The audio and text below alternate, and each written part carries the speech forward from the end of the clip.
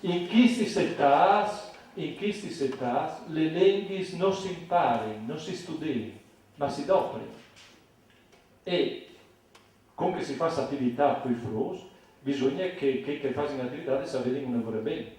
Non come purtroppo in Italia, che sono anche come questi qui insegnanti che fanno le scuole, fanno 5 anni di università, ma noi facciamo una domanda di inglese sempre, o di un'altra lingua all'esame di laurea, però lo sanno non va bene per stare qui frus piccioli.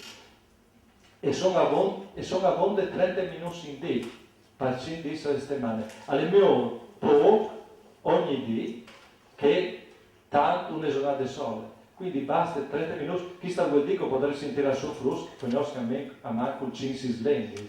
No? Perché se si può imparare insieme più lingue. E le normative europee dicono, per esempio, che in Friuli non vorrei di fare le scuole di infanzia, le scuole elementari, le lingue nazionali, le lingue da Stato, italiane, le lingue minoritarie, il furlan, dopo vorrei sicuramente, secondo me, di introdurre il sloveno, il tedesco e l'inglese, perché l'inglese è una lingua franca.